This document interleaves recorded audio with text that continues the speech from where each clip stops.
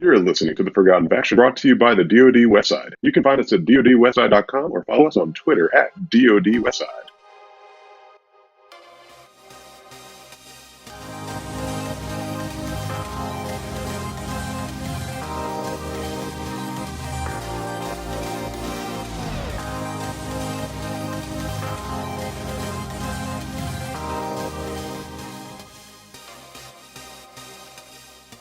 What's going on? Today, there's going to only be two of us. You've got Doc Holiday over here. What's up? And myself, H Discord. Hi. So corny. We're just here bridging the gap from the holiday season. We've got stuff going on in the game. We've got stuff to talk about. And yeah, so let's get started.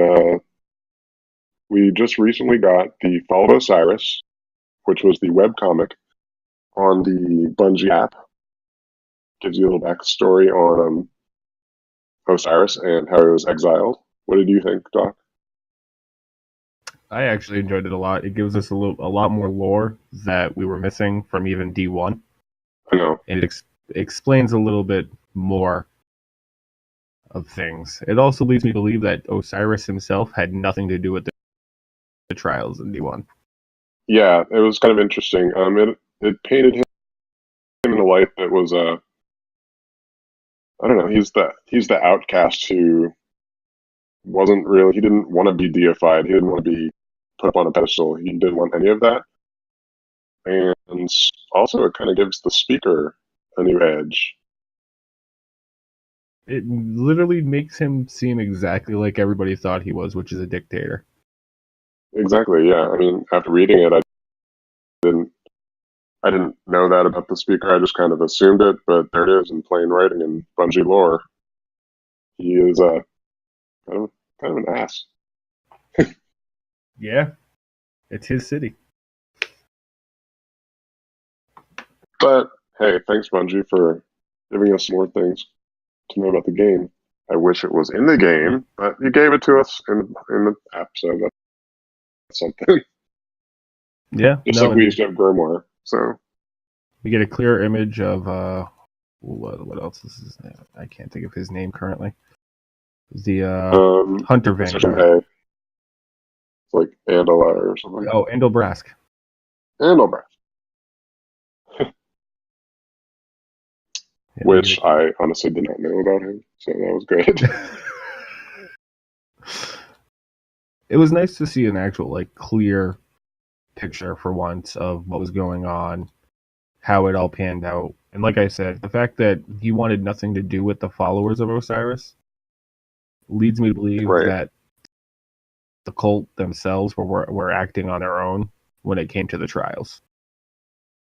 Yeah, and the best example that I can think of the cult is Brother Vance, and how he's pretty much nuts over the idea of meeting Osiris. Mm-hmm. In kind of a creepy stalker way. Yeah, no, he's and all his idle dialogue, even in the game, is just when you see Osiris, let him know. Like what? Let him know what? You're thinking of him. You miss him. You're gonna make a dinner when he gets home. Like what?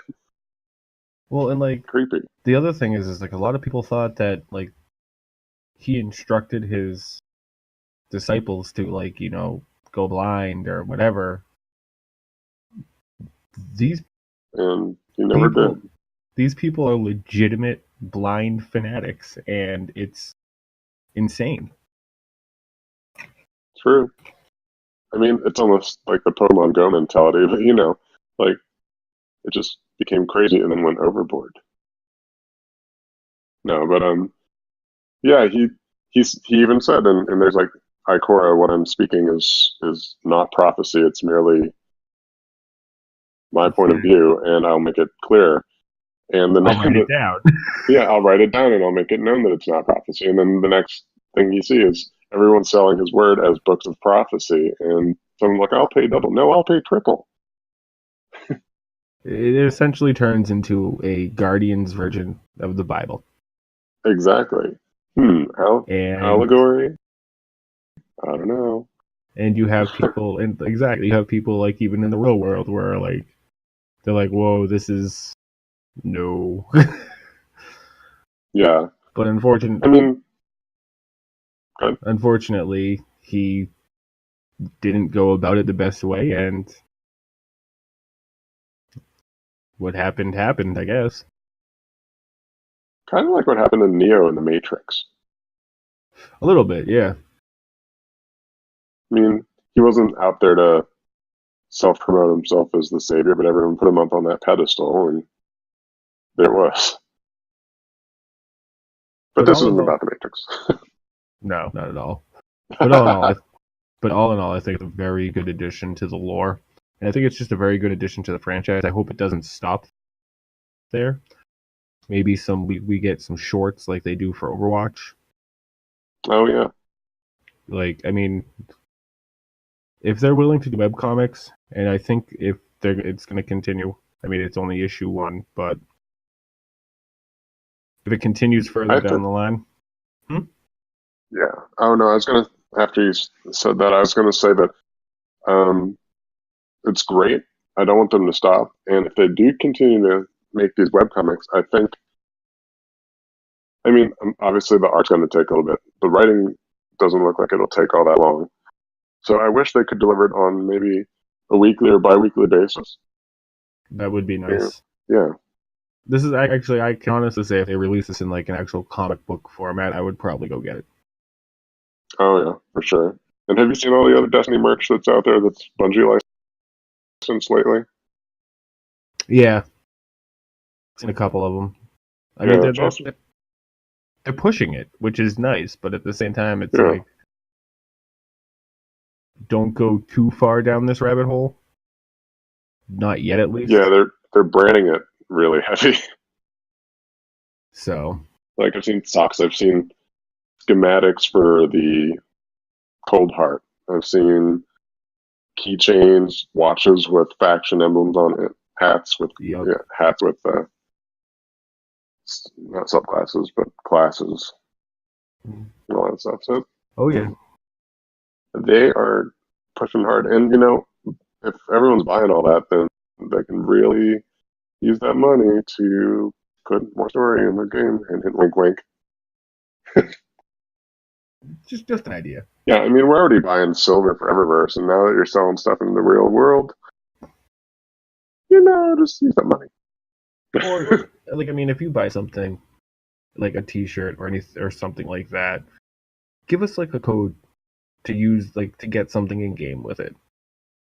Yeah, exactly. What if there was a cool shirt and you also got a code to download an emblem or something that had that same styling that your Guardian could wear, use as the emblem, or a shader. Oh, that would be so cool. Nice. Shaders, shirts with shaders that come with. That would explode. Anywho, more ideas for you, Bungie. Do it. Use the money. What else did we have happen this past resets? We got the Dawning.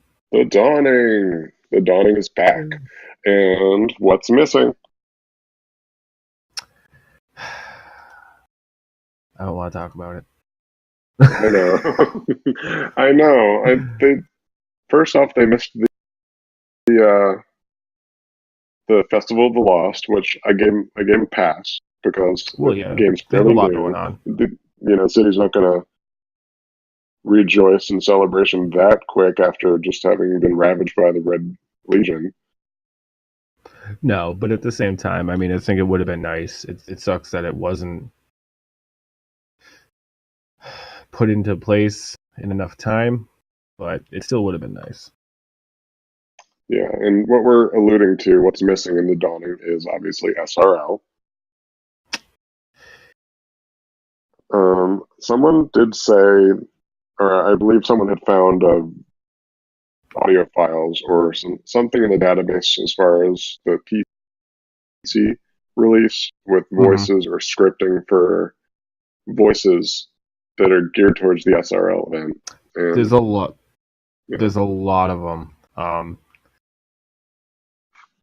There's a little, actually looking at SRL for. There was even some scripting that almost hinted towards a new sort of aerial combat or space flight combat.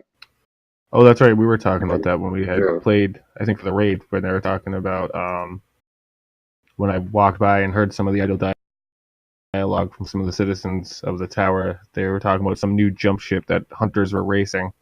hmm Everyone's like, really? Jump ship racing? That's awesome. And everyone assumed, obviously, if we're going to get SRL with the Dawning, maybe it's going to have a little twist and it's going to be some sort of space combat. But we got neither. So, No, but they included that area on Mercury that is perfect for SRL. oh, yeah. There's that one strike. Yeah, it's essentially a miniature SRL course. hmm For sure it is. And, I mean, maybe that's where we'll get Ava Levante. Maybe she has something to do with the SRL, since, I mean, we don't need her for shaders. You know, Tess kind of destroyed the market on that one. Well, I mean, what is. So, I mean, isn't Amanda Holiday the person who pretty much She is. runs SRL? Yeah, she is, because she's the one that deals with all our vehicles. But she really hasn't seen much use since D2. Yeah, I mean, she was in the cutscene a couple times when you begin the game, but she's just forever fixing a bike. Sparrow. Yeah, I mean, it's like I said, it would have been nice to have it in, but I mean, right now, I'm wondering if that they just didn't have it in place. So Yeah, I mean, and they've had so much going on in the past couple of weeks with the state of Destiny, and all they had to change to kind of bring the end game up a little bit and make it more interesting. So I think SRL kind of got put on the back burner. So now we just have to wait a whole year, unless they bring it for the summer, which they could do. But they do have the Crimson, not Crimson Doubles, but that whole Valentine's thing coming up. So oh yeah, Crimson Days. They said they were going to do Crimson something. Day. I mean, I don't know if it's going to be Crimson Days, but I mean, I guess we'll see. Like I said, Yeah. I mean, we got a decent amount with this Dawning. Yeah, and Like, there's a lot of quest lines. They added a lot of interactive things inside the town, the farm. You know, like a whole yeah, so, snowball fighting course with snow forts and everything. yeah. We got snowballs. So we just spoke about the SRL and what we didn't get. You're starting on the what we did get. You're right. We got piles of snowballs everywhere. The farm, the tower, strikes out in patrol. You got snowballs everywhere. Have you been to the farm? I have not. Have you? Yeah, there's actual like snowball like fighting area where there's snow forts and everything. Ooh, that's cool. Where the soccer field is. Yeah, it's pretty cool. Awesome. I'm very happy that they included the farm in something. Yeah, it kind of it was touted to be the new social space, and then when you realize it wasn't, you're like, okay, well, I'm never going back there. Yeah, But at least it was good. I think I got to the tower and then never touched the farm, unfortunately. Yeah. So let's talk about the snowballs. What do they do? Well, they do tons of damage, surprisingly, and they stun enemies. They do. We were using it on the Savathun strike with Via earlier today, Mm-hmm. and I was very surprised when I threw a snowball at the Shrieker to find out it did like some 2,000 damage. Yeah, it did. I was like, what? So it does massive damage up to like 2,000, like you were saying, and then it will stun most enemies. It won't stun ogres. It won't stun. It won't stun end bosses of a strike for sure. No. It'll do massive damage, but it won't stun him. It will Eh, clear out like smaller enemies like thralls and stuff like Oh that. yeah, It's like a Nova Bomb. yeah. It's got an AOE effect too. So if you don't necessarily hit the group of mobs that you throw it at, but it splashes next to them. They're all still blinded. They take some damage, and they absolutely don't fire at you. They just walk around blinded. So I don't want the snowballs to go away. No, oh my god, no. It's gonna be hard to. It's just them being in the world Hmm. and like on strikes is so helpful Oh yeah, because it's a use for what like it has a use. it It has a use. legitimately They're it unlimited. legit yeah, it's like legitimately useful. Like it has made some things a lot easier than it was previously because you could be going through a strike and you're like, damn, I just can't get past this thing, and all of a sudden some one of your teammates comes up with a snowball in the face to the knight that you're having trouble with, and you're like, oh my god, Yeah. he can't see me. Oh my god, this is easy. You both just like wave him while he's blind. Uh, have you? But no, Can you confirm if it's in Nightfall? I I've would imagine it is. I have not confirmed that it's in the Nightfall. I would assume it is. I mean, with Because I mean that makes for some easy Nightfall right there. yeah, I mean with the holiday season around the corner, well, this week, it's been tough to get on. I mean, I got on today and I got on yesterday, but tomorrow starts the running around to all the different houses for me at Oh least. yeah, So doing the whole holiday thing. the holiday tour. Mm. The one thing that so the snowballs do a lot of positive. The one thing they don't do, or the negative thing they do, is they break, that reality wall. Not Yeah, that you're playing a video game and it's real, but like there's not going to be snowballs on Mercury, but there no, is. not at all. Like that is the funniest thing. You're walking around a desert planet, and all of a sudden it's just like, what? Snowballs. There they are. I mean, they're also floating too, so that's not realistic. But It's space magics and yeah, snowballs. yeah, and they'll be deep down in caverns or like deep down in strike places where it couldn't snow or have any sort of atmospheric Yeah. effect, and there's snowballs and it's snowing on the pile. And okay, whatever. Well, one of the other negatives is if you get hit by it, you get a debuff as well. Ooh, yes, you move slower, and your HUD ices over on the edges, which is cool. It's a nice effect, but it's tough. Yeah, It's tough. I mean, like, yeah. So there's that. What else did we get with the dawning? New ships, new shaders, new ghosts, new armor. Just Hmm. tons of stuff. I was Yep. actually very surprised. It's not a terrible looking either. It's designed, I guess, by the same people who made last dawning stuff, which I believe is Vicarious Visions. Yeah, I believe System says Vicarious Visions. I've Yeah, actually got the robes for the Warlock. They look wicked nice. yeah, they do. All the Me helmets and look Via, great. yeah, I haven't gotten the helmet for the Warlock yet, but me and Via grinded out some holiday stuff just to try to get those robes. She was Very fighting. pleased. Very pleased when she got them, but she was fighting for them. Like this is the girl that had the entire Dawning set last year and made it a point to have it. At any cost. So, oh yeah, like that she literally it's like there are days where like we'll be playing Destiny and we won't even get into a strike because she's too busy, like making herself look pretty. And You gotta. I'm like, it's not a dress up game. You're like, why did they give me 50 different shaders? It's true. I mean, it's true. It's like, well, I can match this shader with this shader, and look at it. Just looks amazing. I'm like, oh god. We're gonna be here forever. Yeah, it's like, well, they didn't make a couch for me to sit in like they do in the waiting rooms at the mall. I know. There needs to be like a special like sitting emote just so you can sit while she's doing her pretty dress up Destiny. With like a Game Boy or something to be like, Yeah, and the little selfie phone that you can use in the emote. Yeah. But, Have you gotten that yet? so no, I know some people who have, and they pull out their little selfie emote, and Guardian turns around and uses a little translucent cell phone. It was kind of cool.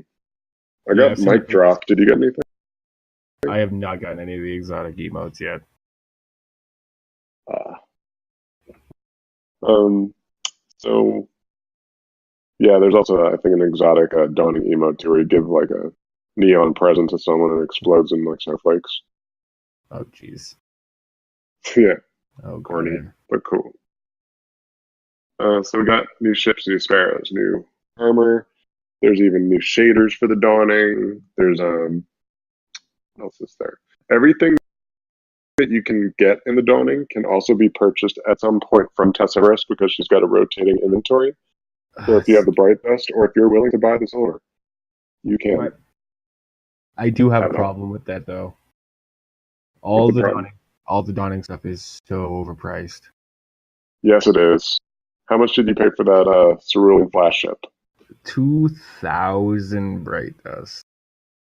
Youch. Which a lot of people might be sitting on that. If you're not and you're stretching for more bright dust, you can dismantle what you dismantle. Shaders, ships, sparrows, ghosts. Right. Yeah. I did. Not just any though. No, no, no. Not just any of those things. There's certain shaders, certain ships, pretty much anything that you ever received from Eververse can be dismantled for bright dust, and you get, I believe, what was it, 100 from I think a ghost, 100 for a sparrow and 100 for a ship, which and like 10 for shader, something like that. yeah, for me is fine. I mean, I went through anyways because I was cleaning out my shader inventory because there's very specific shaders that I like to use, Mm-hmm. and like same with ships and ghosts, I very much stick with like the same ships, same sparrows. Like I'll find one that I like, and I will probably use it for all of D2 until another one that I like comes out, or I want it because of lore. Like Right. all the exotic ships and all that, I will endeavor to collect just so I can have them. Yes. And speaking of collecting, um, we have a ship problem. Well, actually, we have a ship and everything else but emblem problem. So if you remember back to D1, we had kiosks for ships, kiosks for sparrows. Yes. Well, I didn't have a ghost kiosk, I don't believe. But No, I don't think so so. if you have a ship and you want to delete it for bright dust, just remember that you are not going to be able to go to a iPad on the wall and get it back. There's No, no place on that wall you can get it back. You're going to have to re-earn it somewhere. and I believe that's why you can get bright dust for it. Yeah, I just put that together as we were talking. I'm like, wait a minute. If there wasn't bright dust associated with it, there probably would be a way to get it back. Yeah, unfortunately. Ooh, microtransactions. How you do me Oh, wrong. oh, they get you good. Yeah.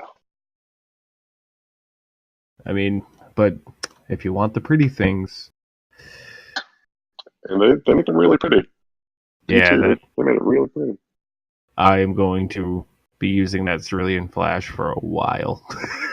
The Destiny 2 Klingon Death Ship or whatever. Yeah, until I get. Well, I'm expecting at some point for them to release like the pyramid ships that we saw in the end. I'm Ooh. assuming we will get some kind of ship that looks like that, and then I'll probably use that because you know what? I want to be an envoy of the darkness. Yeah. Finally, we can embody the fifth race. But no, like I mean, and the reason that I wanted this Cerulean Flash is because it's the most unique looking ship that we have right now, Mm-hmm. and I think it's worth it. Like I mean, a lot of people will disagree with me, but I like having the unique looking ghosts, the unique looking ships, sparrows. No, you don't like the new ghosts and their rounded aesthetic. No, I'm not a big fan of them. Even I'm even not. that one that has like space, or I forget what it's called, but it looks like you're staring into space in the show. Okay, that one's nice. I will give. Like. Okay, so I'm not gonna lie. I've been playing. Was it Pokemon Ultra Sun and Ultra Moon?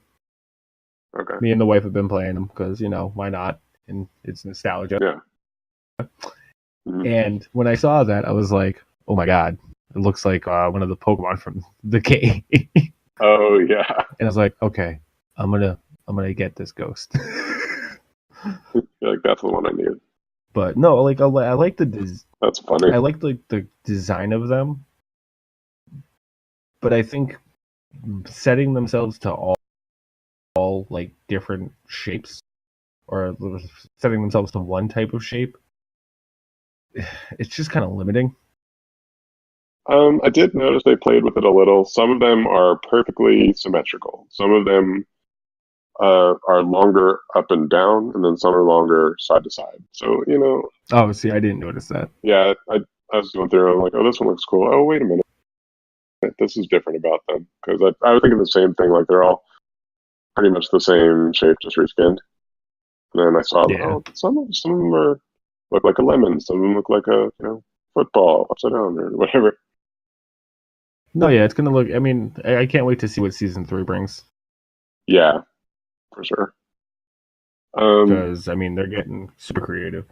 yeah, they're thinking outside the box. And I think it's been, I mean, we had Destiny 2, and that was all new and everything. But I mean, it's been a while since we've seen something truly different. And so this was Yeah. kind of a welcome addition. Speaking of ghost shells, we'll Well, skip around here. There is another ghost shell that's a different shape, oh my and god, that is the. Sagira shell, Ooh. So, and how I do we want earn it. that? Well, if rumors are to be believed, it is earned by completing all of the verses. All 11 verses. Yes. Hmm. So, So not only do you have to go 1 through 10, but you have to do St. 14's 11th verse for the shotgun. yeah, yes. And then you get to have Sagira's ghost shell on your ghost. Which, trust me, I want. Yes, it is geometrically amazing. It is probably the most unique ghost shell that we have to date. It is. Now, if only, and this was kind of like I heard some people wanted this out in the wild. They wanted to, eventually down the road have alternate ghost voices as well. And I kind of feel like with the way that they did the um, actual storyline Mm, for Curse of Osiris, I feel like that's kind of what they're testing out yeah, it was. because we had her for the whole storyline. Yeah, didn't get to hear original ghost at all until the very end. No, and he was pissy. Yeah, she was not happy about that whole possession. But I mean, if it's something that they add, I think it'd be good. Give people options. I mean, I don't see it happening probably in the next DLC. Maybe the first big DLC. Now, does it break lore? I don't know. I mean, you wouldn't necessarily be changing your ghost's personality. Maybe it's just some sort of way to alter the voice of the ghost that you've grown and loved. So they wouldn't change the personality. And that's I where they mean, dance a fine line with a I different mean, voice actor. if and there's a way to do it. Like they did it when they switched ghost voices in D1, where they made like a subtle comment about it. Like, Oh, that thing that could happen randomly during that one strike, yeah, where like he would replay Peter Peter Dinklage, Dinklage. Yeah, and then it would go, oh, that's an old, or I know how, or it's an old or an outdated format or whatever it is. It makes it like little things like that still keep it viable. yeah, So it's kind of nice when they do that, and it's less lore breaking, but at the same time, it does kind of break the lore because our ghost has a personality and it has essentially a set voice. But we've encountered and heard about so many different types of ghosts that realistically it should be our choice realistically because it's your ghost. And think about it this way, like, so are we to believe as a guardian, not necessarily a player in the real world, but as a guardian, are we to believe that our ghost is the same ghost for everyone? We're supposed to believe that it's our ghost and it has its own personality that's grown to know us and be our ghost. So you would assume that the next guardian you encounter's ghost is going to be different or unique. Yeah. Because they don't have my ghost, right? So the way it works out that way, that there would be differences in ghosts because there are different ghosts. Clearly, so yours is a different ghost. Exactly. We know that Fenchurch has Neville. Yeah. And they're named too. So we've never really gotten. We call it Dinklebot and Northbot, but that's just our pet names. We don't have like our ghost isn't cemented with a personality. Like it's got a personality, it doesn't have a name, and there's no differentiating it between other Guardians ghosts yet. So maybe that might be. I do think that they should have named the ghost at least for us. Mm-hmm. But I mean, it's really up to the player, I guess, to decide because a lot of people do. A lot of people will name their ghost. I personally that would be really cool. I personally have not named my ghost. If I could. No, yeah. Like people name their cars. Exactly. I mean, if I did name my ghost or I had the option to name my ghost, I think I would like it to be named Ferdinand. Ferdinand, after the bull? Sure. After the movie that's in theaters this Christmas. I would name mine Einhander, after my favorite PlayStation game, produced by Squaresoft, released in Germany, but ported to US. Check it out. Nice. I might have to get that from you. It's actually a side-scrolling shooter, if you're into those, kind of like R-Type, but in 3D. I'm fine with that. Yeah. But anyway, so that's how to get Sigur's ghost and stuff about it. We also... Oh yeah, go ahead. Well, we also did get one more thing with the Dawning. What did we get? Mayhem. Mayhem Clash. Which, I will not lie, I was very hesitant when I saw that my first Dawning quest line was Mayhem. Oh yeah, I know. Like, please don't make me, please. I hate the Crucible. That's just my opinion. I don't like the Crucible. The way it is right now. I agree with you. It's not. To me, it's not fun. No, it really isn't. Unless like you're a hardcore PvP or like Zach on the podcast loves, PvP. I'm drag me like tooth and nail, like scraping on the ground. I don't want to play that game, or I don't want to play PvP. For me, it's a. Yeah. Go ahead. I was gonna say, like, to see that first pop up for the Dawning and complete 3 matches to earn like a Dawning reward. I'm like, well, I don't want to. Yeah. What were you gonna say? For me, I use it to just farm. What are those called? The things for the verses. Oh, not the Radiolarian essence, Culture. But the other. Oh, yeah. I mean, one looks like a. Yeah. You get 2 at a time almost every time, and it's quick, it's easy, and you just gotta suffer through it. Yeah. Now, Mayhem Clash, however, kind of changes it up a little bit. I will admit that I had more fun doing that than the normal modes, and let's also point out the fact that it is its own playlist, which Some speculated is that it was going to be awesome. thrown into the rotation of quick play. No, Mayhem Clash you can choose and just play it straight out without having to rely on RNG to bring it up as a game type. Yep, and I think that was probably the best decision they could have made for that, because hardcore PvPers aren't going to want to play Mayhem. No, for sure. Casual PvPers though just want to go in and blow things up. Yeah. and boy, do you blow stuff up in Mayhem. It almost feels a little more mayhemier than D1. Well, because almost all the supers are roaming now. Oh, exactly. And 6-shooter hunters, oh my god. Yeah, every time. Like, I can't deal with it. I mean, Via was complaining about tethers, but no, it's those 6-shooters now. And I swear, I'm a Warlock main and Warlock for life. And, I kept cycling through the 3 different subclasses to see which one I could pop off a super better with, because I kept getting down by those 6-shooters.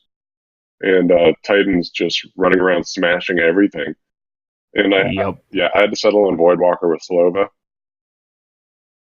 Really? Yeah, because using the Stormcaller, I was just out there too long and moving around too long, and I was getting messed up. And then the Dawnblade, well, you just hover there in midair for what seems like forever, throwing out about 8 sword slashes.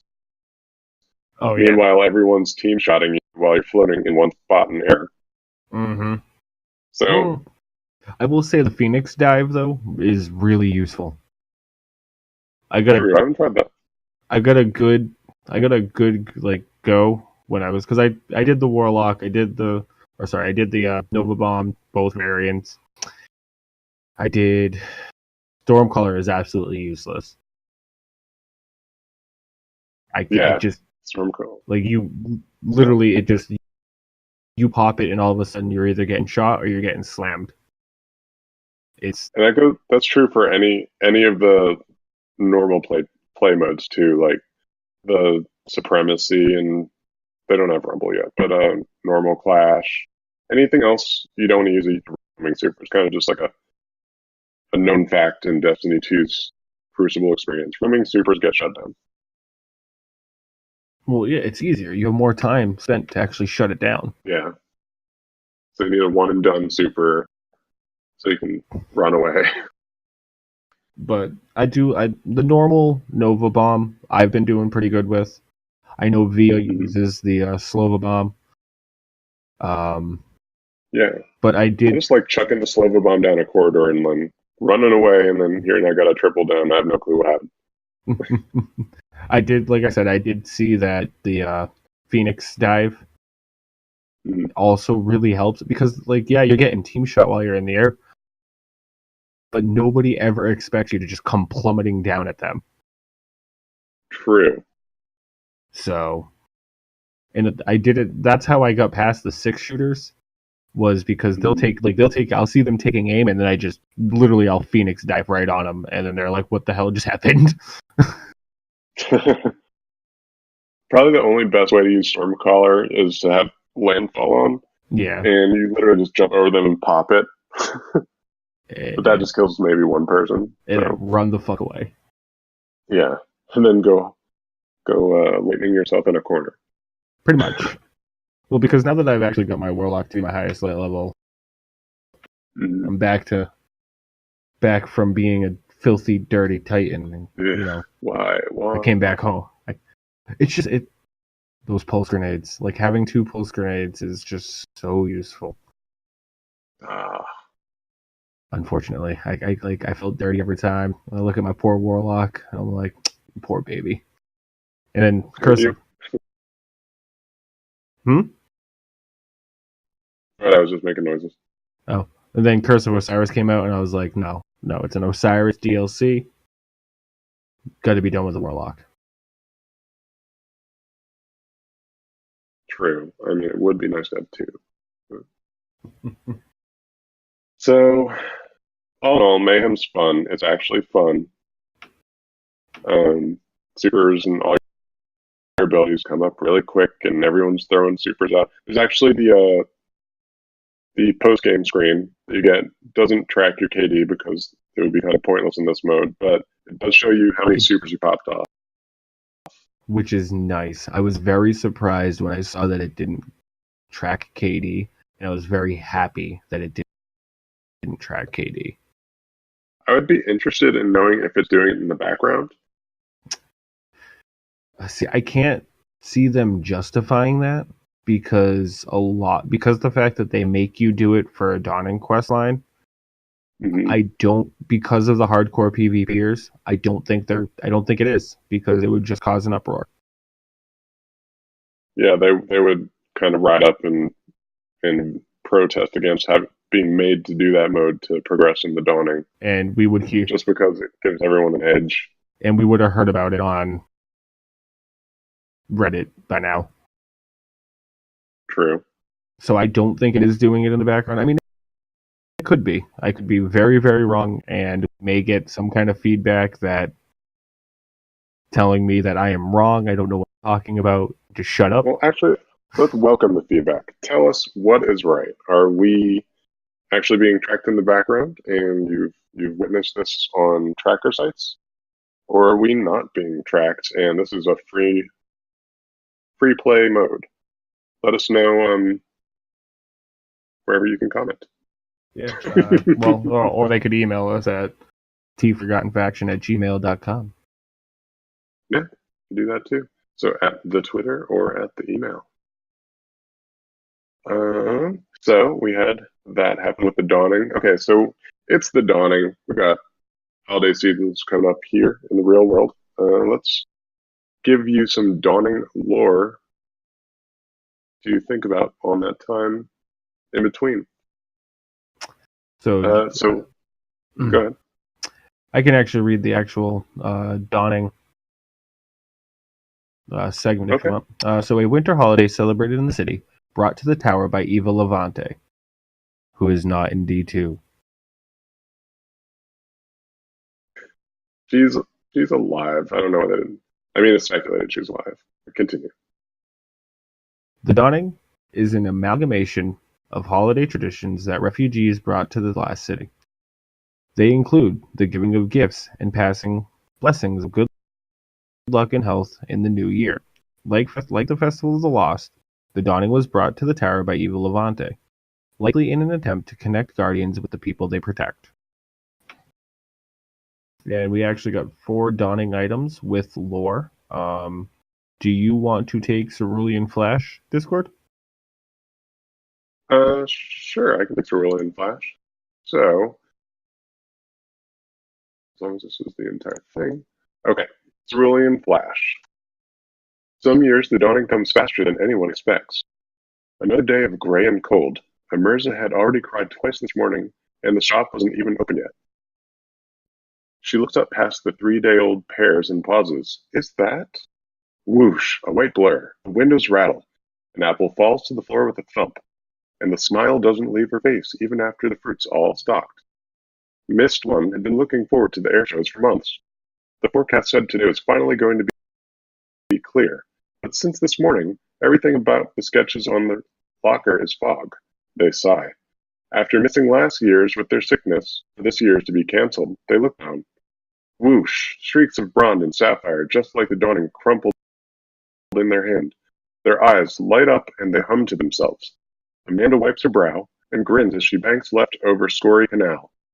The tower will eventually find out that someone's flying 1,000 feet below safe airspace, but she'll still be able to hear the cheers when she gets her reprimand. So that's cool. That's talking about air shows, which we previously didn't even know about. I want air shows. I want to do air shows. That'd be so cool. I don't see. It says that it's associated with Lady Scory, but I don't. Oh, Scory Canal. Scory Canal. Wow. Yeah. I mean, it's the fact that they have air shows is interesting in itself. They talk of so much that we want. I know. Give us air shows. The other ship for the Dunning is the History of Starlight, and I guess that actually came with a lore tab as well. And it seems like that one, or the History of Starlight, is Tyra Karn's ship. Nice. Before Tyra Karn settled in the Iron Temple, her second home was among the stars. To you as well. There has been no greater dawning than this, the dawning of a new age, whether we call it one or not. I hope it's not the dawn of a new collapse. We are so focused on the return of our light that we have forgotten how that light was obscured. We can celebrate the light, yes, but we must not be blinded by it. And I appreciate it, Effie. But the greatest gift one could give is to heed my words. Besides, I have no need of an ornament for my ship. My traveling days are past. Give it to the one who now flies it. I hope they think about what this all means.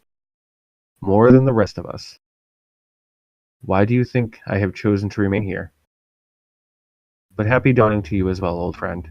See you next year.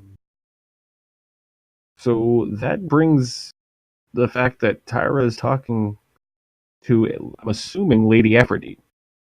It sounds like it. Definitely. But that's very cool. I'm just looking at what you just posted. Yeah, I don't know if you want to go over that too. It's a nice little back and forth of the dawning from Eris and Ava, two people who we have not seen in this iteration of Destiny so far. Was that from this year or last year? Probably last year. Okay, I can I didn't specify the first three lines. First one's Ava. Next one, it's just a back and forth. Okay, yeah, I'll do Ava if you want. Yep. Okay, I'll do Eris. So it starts off with all right. So anyway, to say what we're gonna do right now, there is some Dawning Grimoire, like from the actual Dawning from E1, that we'll give to you right now because I've never read it, and maybe neither of you either. So Okay. Pass me those lanterns, would you? Ava said. And that wrapping paper. There's so much left to do. they drive their sparrows on the edge of the abyss, not looking at that darkness, laughing. Laughter can be better than food. We must make time to celebrate. Even when we are surrounded by darkness, or we lose hope. And hope is important. It brings us together and keeps us marching through the freezing cold. So much pretending, Eva. I can't pretend. Those days are gone. Do you think I spent a week coaxing Ikora into making the Dawning Crystal just to pretend? Who will save us from the darkness? The despairing guardian or the joyful one? Love and joy, Eris. That will save us. This is how I show my love. Then I wish you a happy dawning, Eva. I wish that for all of us. Oh, that's kind of nice. It's very interesting, the fact that even like we haven't seen them at all, but they bring a lot more to the actual dawning itself. Yeah. It would have been nice if they actually had brought them into it, I think. But I mean, at the same time, I mean, they can save it with a time-gated quest to go save. Yeah. I agree. That's all it would take. Bungie, do it. Use D1's character model for Eva. Just put her in some weird place on planet. Just, heck, you don't even need to record lines. Just make a text on the screen. Yeah. What they're saying. That's all it would need. I'll give you a pass. But, okay, cool. So that's some really cool Dawning lore. And there's more Dawning lore out there. We're not going to drag you all through it. But if you want to check it out, go to collective.net and search for The Dawning, and you'll be able to read up all you need to on The Dawning to know exactly what it's about and where it's come from in the years. Pretty much take every holiday that's around this time of year and combine it with New Year's, and that's The Dawning. Well, yeah, I mean that's the PR aspect of why it's in there and why it's not generalized towards one particular holiday. But Exactly. there you go. That's the corporate why The Dawning is in there and why it's called The Dawning. Game marketing at its finest. I know, right? Let's have the holiday of lights. No, that would be too close to something. Just like Festival of the Lost. Well, we can't call it Dia de los Muertos, so we can't call it Halloween.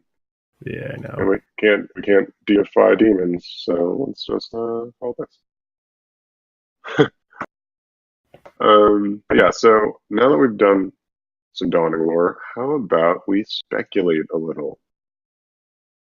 So, picture me this. There is the infinite forest, and then there's the simulations beyond. Now, everything in the simulations isn't necessarily reality, it's just simulated reality and possible timelines that the Vex are exploring. So, no spoiler alert right here. When you do the Saint 14 quest, you come upon Saint 14's corpse in one of the simulated areas. I've seen a theory just pop up recently that since we do find Saint 14's corpse in one of the simulations, which let me backtrack. In his storyline, in his lore line, he is believed to be dead because he went searching for Osiris within the simulations in the Infinite Forest, and he met his end to the Vex. Now, where the speculation goes, it's saying that since we find Saint 14 in a simulation, that he may not be dead because his corpse could be simulated. It makes sense, honestly. It makes sense that he is dead or isn't dead.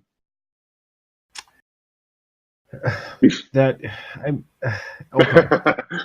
So, the quest you're talking about is to get the perfect paradox, which that has its own lore tab, which if we want to read at the end we can, which is really interesting. But realistically, the simulation is in a way completely real, but in a way completely made up. Now we have no proof that Saint 14 went into the simulation looking for Osiris. I mean, it's speculation. It's all speculation, but it's pretty evident that he probably did. We do know he went to Mercury, right? Yes, all we know is that he went to Mercury. Okay. But I mean, I think he did go into the Infinite Forest. Okay. And I'm pretty sure the shotgun outright says that he's dead. Okay. But he's talking after his supposed death. So the only other beings I know that can talk after their death is the Ahamkara. Toland. Okay, there's Toland. Toland can. Yeah. Toland is scary. Toland is Toland. That's what he does now. Here, you want the perfect paradox lore tab? Well, I've actually got it up right now. Cool. A tale that's different. A tale that's different from the rest. The thread unfurls against the clocks. The one the speaker loved the best must have a perfect paradox. I never found Osiris, but I've killed enough Vex to end a war. And they, in turn, struck a fatal blow. They completed a mind with a sole function to drain the light from me. It worked very well. Don't worry, not that you worry much. It took them centuries to build, keyed to the unique frequency of my light, and I sit atop its shattered husk. I mourn that I will never reach the heights you have. To me, you represent everything a guardian can become. Yours is a thriving city, so different from mine. My whole 14th life, I fought to make my city yours. I never finished. All I have left is this weapon. The Cryptarchs say you crafted it yourself, built it out of scraps and light and sheer will. Inside the Infinite Forge. I'll make sure it finds its way back to you. When you gave it to me, I swore I would make it my duty to follow your example. I'm still trying. Saint 14. He's not dead. No. He has no light, but he's not dead. Okay. I don't believe he's dead. And I want to know who gave him the shotgun. Was it the speaker or was it Osiris? Because if it was Osiris, then that means what everybody thought about Saint 14 is not what everybody thought at all. Tell me more. Okay. So right at the end, it says, when you gave it to me, I swore I would make it my duty to follow your example. I'm still trying. In the... Where is it? I think it's the Grimoire card for the Legend Saint 14.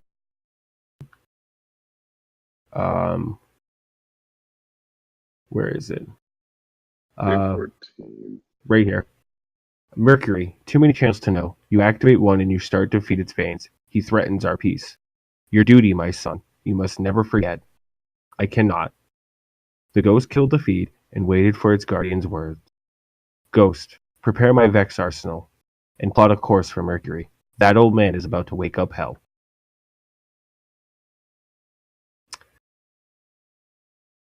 Duty is something that has been mentioned in Saint 14's backstory and lore since the beginning. Yeah. But considering that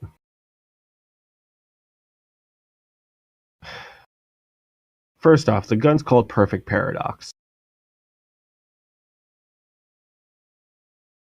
Oh, okay. I mean, it's a paradox. The way he kind of messes with tenses in the lore tab for it is even kind of paradoxical. Exactly. Like, did Osiris make him a Vex-style shotgun? Or did the speaker make it specifically for Osiris to go to Mercury? We don't know. And it's the way he talks in it. Like, he says, I never found Osiris, but have killed enough Vex to end a war. Like, It also doesn't clearly specify how it was made. It just says how it was said it was made. The Cryptarchs say you crafted it yourself. Built it out of scraps of light and sheer will. So, did Osiris give it to him? Was it made out of scraps of light and sheer will?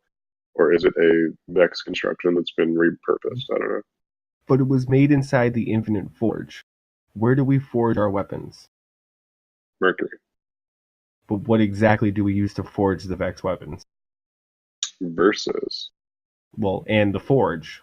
I believe is it called the Infinite Forge? I don't know. It's called the Infinite Forge. I just knew it was the Forge, but maybe it does have a bigger name. I'm gonna look right now. We're so prepared. Sorry, audience. Yeah. Well, it's not even. We're learning as we're telling you. Well, yeah, because of these things. When I read it, I was like, wait a minute. It's 5 verse. See, they don't have. Crap. They don't have any like the Brother Vance's go see Brother Vance questline. On Ishtar right now. No, I don't believe so.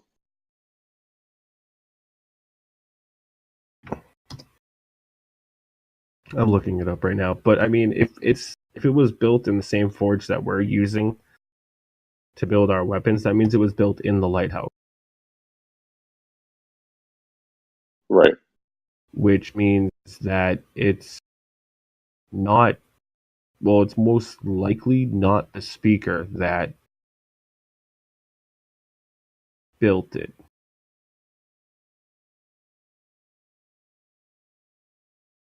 Yeah, I don't think the speaker built it. In fact, I think the speaker talks a lot, but didn't really do much. You know what I mean? I think like Yeah, he's a figurehead, but he didn't really. I don't think he's a guardian, or is it proven that he's a guardian? I'm just he is a guardian. see. Well, I'm actually, I'm just making up stories. well, actually, I don't think we ever see his ghost. For that matter, I don't think we've ever seen Ikora's ghost. No, you're right. Yeah, or for that matter, any of the vanguards. No, we do see the Vanguard's ghost. If you remember in D1, they all had their ghosts out while they were standing around the Vanguard table. Oh yeah, I And don't remember that detail, but now that you say it, like I kind and of remember I seeing it. believe the speaker had his ghost out while he was in the tower. Either it was out or it was laying on the table, something like that. Yeah, but I mean, we know that they're guardians, but the fact that it's see Infinite Forge makes it seem like it was either forged in the Infinite Forest or forged in the lighthouse itself. So I can't see the speaker going to the lighthouse, especially with the relationship that he had with Osiris. Right. I can't see him going there to forge Saint 14 a weapon. No. I could see Osiris forging him a weapon. Yeah, I don't think the speaker ever left the confines of the city. With him being the person who spoke on behalf of the traveler, I don't think he ever really left it. Although he's lied to us since the beginning, so I mean, he could have, and we would have no Yeah. idea. True. And actually, I'll apologize about I've never seen their ghosts, so I don't believe the Guardians thing. We've seen the Vanguard use their suitors. So never mind. Yeah. Just kidding. So I mean, well, and Ikora does her crazy "I can open portals and fly" thing at the end of the expansion. Dude, Spoiler. when she did that, I'm like, do that more often You for know the what my Project Love energy. you know what my instant question was when I played it through with Via and when I played it with Zach? Why Oh, can't my Warlock do that? yeah. I'm going to shoot out portal stabilizing lasers from a chest. Like, it's probably why she is the Vanguard. True. But it's What if they didn't give us a fourth subclass, but they gave us like a third super tree? that'd be That'd nice. be cool. I'd Yeah, be okay with that. Give me back my self-res. exactly. Jesus. But no, yeah, I don't know. I can't. I want to say it was the speaker that made it because it makes sense in the aspect of the Saint 14 lore that we currently have. Hmm. But And, I mean, it's really not entirely clear, but we have educated guesses. We really don't think it's the speaker. We really kind of think it's Osiris that forged have it. you read Saint 14's Great Pigeon? No, but I will. Let me Yeah, if you nose want right to, over to that. yeah, I can link it to you right now. If you read that out loud, and then like you'll be just even more confused. All right, hold They're just terrible people. on. Whoa, that's a lot. All right. Saint 14's Gray Pigeon, which is a ship and not a pigeon. I'm just letting you know. Saint 14's Gray Pigeon. The name. Pigeons are the only bird left in the city sky. One of the many last things we fight for. If you have a problem with that, we could step into the crucible, said Saint 14. Ship's final log. Osiris. I hope whatever you find in this place is worth it. My recommendation to install you as Vanguard Commander was not a gesture to stoke your ego. It was in order to stay and help the city achieve all that it could. In order you refused to follow. News of my demise will no doubt reach you late. I can already see your response. The guilt that will follow, however fleeting. I thought you had changed. I thought you had changed after 6 fronts. That seeing your people on the brink of destruction and spared from death would be reward enough to stay. Fight. I'll fight in your stead one last time. Father, my duty is at its end. I've seen what the city can become. I know you can lead its people to it, to my inspiration. Your final gift to me I now send back to you. It will be good to see you again. Saint 14. That's the part that confuses the shit out of me, because the only gift that we are being sent back with is the shotgun. I know, but here is the Great Pigeon. I don't think it's the Great Pigeon that he's talking about. No, I know. And I'm trying to figure out who his inspiration is.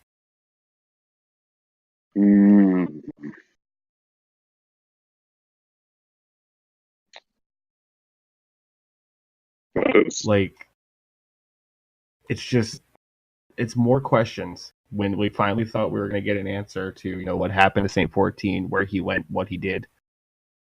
Yeah. And now we're ending up with more questions, because most people would think, okay, the speaker is his inspiration. Yeah. But he already designated the speaker as, talking about his duty. He also uses the word father, and now I'm having like a Star Wars moment. Is the speaker Saint 14's father? I have my own theories on that.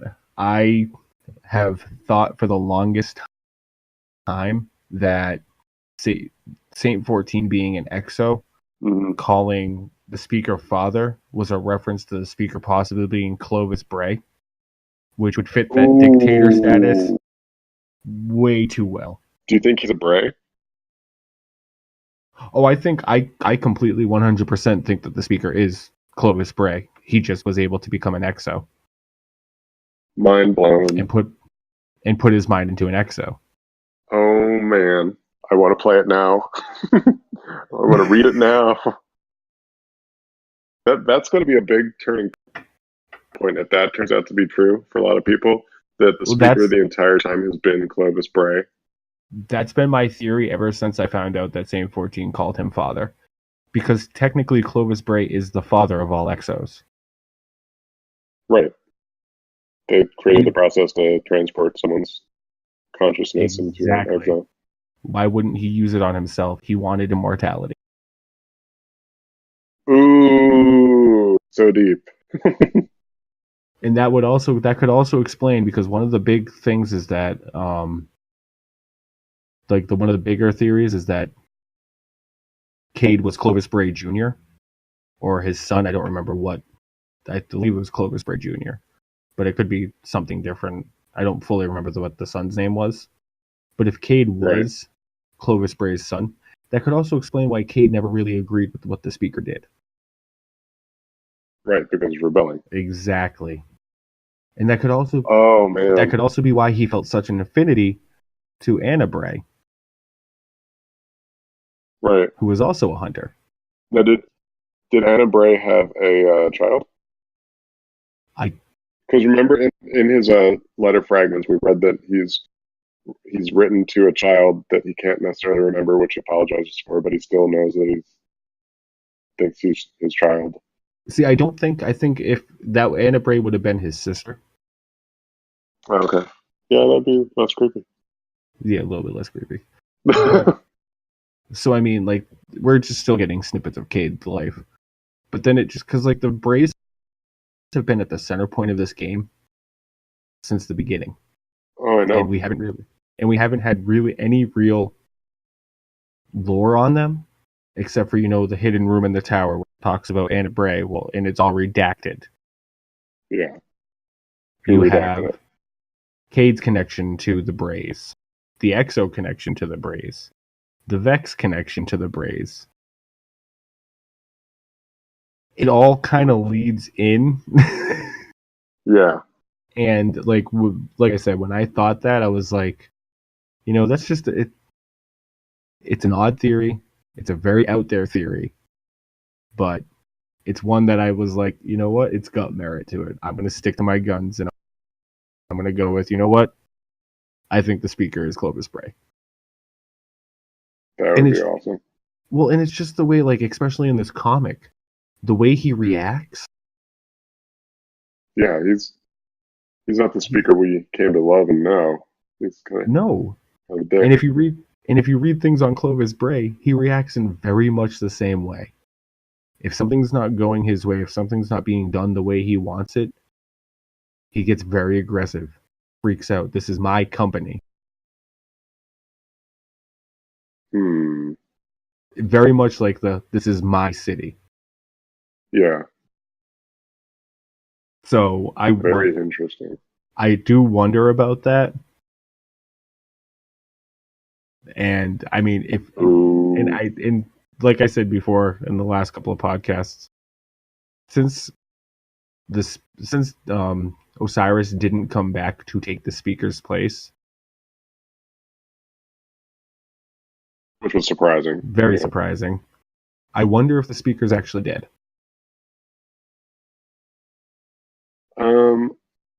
I originally didn't think so. I don't remember. The speaker was on the Almighty, correct? No, it was Gaul's flagship, I believe. Well, flagship. God, it's been so long since I did the story. Didn't we It's blow that up? I think so. Okay, so either he escaped, like in the nick of time, or he is quite much vapor. But a lot of the rumors say that the next expansion is going to have to do with Anna Bray.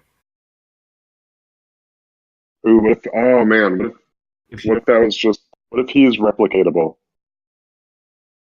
as an exo? Like he made two of him. Or the fact that the Clovis Bray company made Ziva. Yeah, Like, so they can reanimate the speaker. yeah. Or she comes in being like, "Oh, I'm the new speaker. It's my birthright." Be like, who do you think you are? I was like, "What the fuck?" I don't know. You don't know me. I don't know you. You ain't. Hashtag not my speaker. Hashtag not my speaker. Let's start it right now. Oh god. But Hashtag not my speaker. but I mean, like, there's.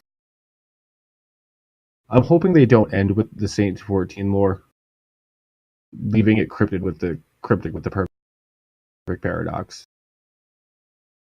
Because I want to know more. I need to know more.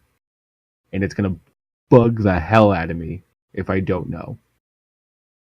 Oh, I know. And Bungie's really good at giving you just enough to want to know more, but then they better deliver, especially with the third expansion being what we assume to be Bray related. Bray related, Warmind related. I mean, if it comes out where like he just walks back and it's in the speaker's robes and he's an exo, Yeah. I'm just gonna go, got it. I win.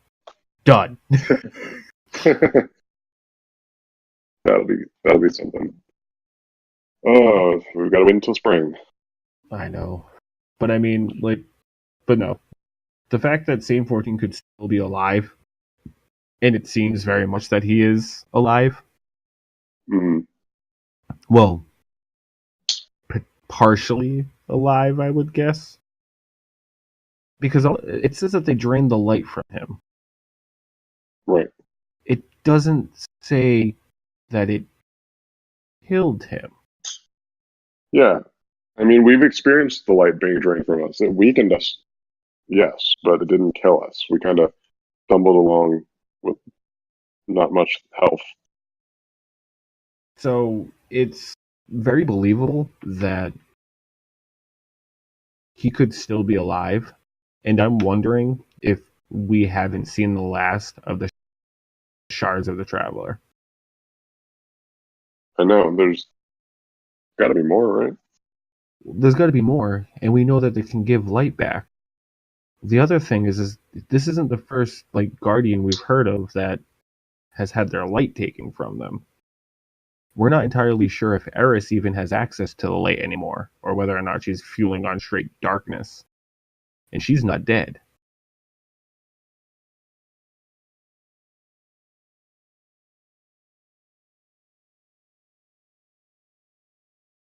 And Ikora is always quick to remind us about how light and got it back. Right. So it kind of leads me to think that there's going to be a way to revive him in some way. Yeah. But he may not come back the way we. Well, I mean, if Siva's involved, he's not going to come back the way we want. No, and I'm kind of wondering if that's what they're going to do. So they're going to put Siva back in. Ooh, raid boss, Siva-fied speaker. Ugh. Ugh. That'd be something. That'd be terrible. So, anyway, that was really cool. I'm glad we started off on that, him being an infinite Tangent. force, and it just turned into like way more than I knew before. Cool. I had one other speculation thing which I didn't prep you for, but it's not even really based on fact or anything written. It was kind of just like a fun little thought. Wouldn't it be interesting if, okay, so we know the Traveler gives light and betters the races of whoever it touches. Wouldn't it be interesting if the Traveler was created by the fifth race and it was sent out to seek intelligent life that it could, give the light to or whatever. And the purpose of this wasn't for the fifth race to have adversaries to fight against, but rather like what if they consume life as, not fuel per se, but they consume everything that they come across, and the Traveler's kind of like a flavoring. Like it's flavoring things for them. Like they like light taste. Wouldn't that be interesting? So essentially, they imbue things with the light, and then they feed off the enhanced life essence. Yeah. Cosmic vampires. Dude, wouldn't that be awesome? That would be terrifying. I mean, they're supposed to be the big bad coming to get us all. Every race in the galaxy and in the universe, rather. And here's this. Do we know the origins specifically of the Traveler? Fifth race? No, the of the Traveler. No, we've speculated that it's a Vex construction, but probably not. Yeah, like because they can't simulate it. I know, and that's like it's so weird. I still think that they were created by the same entity, just for different purposes. Mm-hmm. But we don't know, and I don't know if we've got 7 more years of Destiny. Yeah, at least. Do you think the Braves created the Vex? I don't think they created the Bag of Vex because they existed before us. True. Well, I mean, they exist in all time, technically. Yeah. So I mean, technically, they probably could have. I'm sure it's out there. I'm sure I don't know the origin story of the Vex, but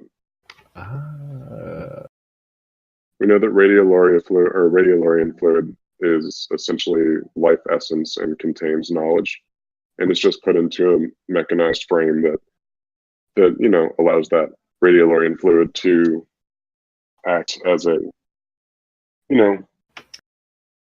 an upright standing being. But so this is the little blurb that they have on the Vex. The Vex are architects of ancient and complex structures thought to be buried within every celestial body. Linked by a network unlike any on Earth, they operate in unison, directed by a single unfathomable purpose.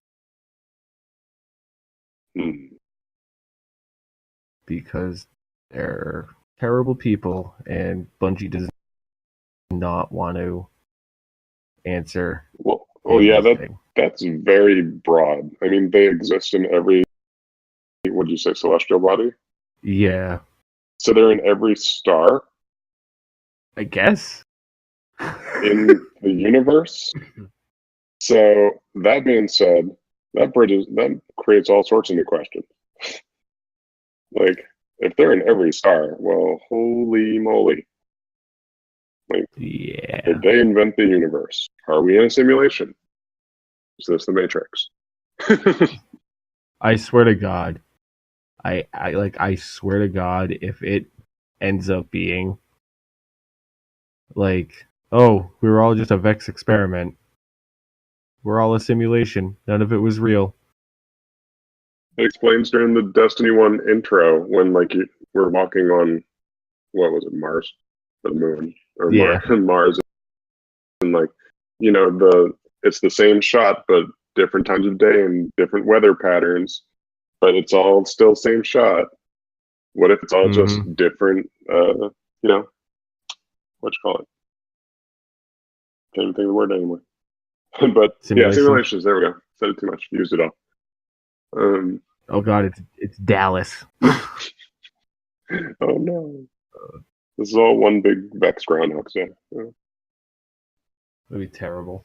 I would be very upset with Bungie. Like, after 10 years of playing this game, and just to find out it's like, oh, it was all a dream. Oh man, like some 80s childhood star wakes up in bed, is like, you'll never guess what I just dreamt of. Oh my God. I will drive to Washington. I will go to Bungie's door, and I will demand answers at cost. No. Be like, I don't care how long it's gonna take. I don't care. You fix this. You fix it now. You need to figure something else out now. I don't know what. You need to do something. You just destroyed Halo, Bungie, anything else you ever made for me. Yeah. It's like the rumors that Halo and Destiny are linked. Oh no. It's not. It can't be. Makes no sense. I mean, I'd be so mad if they had a crossover with any franchise. Well, no franchise would really make sense. Maybe Stargate, but not even. Maybe the only franchise that I would be accepting is Firefly. Ooh, we already got the actors. Pretty much, like the entire cast of Firefly is in Destiny at this point. Destiny, yeah. Just make it such a good show. It is. It really is. I think. All right. I think at this point we're rambling. Yeah, we're rambling now. So, at any rate, we hope everyone has a safe and fun holiday. Are we recording next week? I planned on it. Okay, cool. So we'll be back. It'll be after some holidays have passed, but it'll be before the new year. So we will be able to wish you a new year next week. But for this week, have a great holiday, whichever you celebrate. Be safe. Have fun. And yeah, happy holiday to you, Doc. A happy holiday to you. Thanks, bro. Fist bump. All right. So this has been the Forgotten Faction. Once again, you can check us out at dodwestside.com or follow us on Twitter at dodwestside. Have a great week. Catch you next time.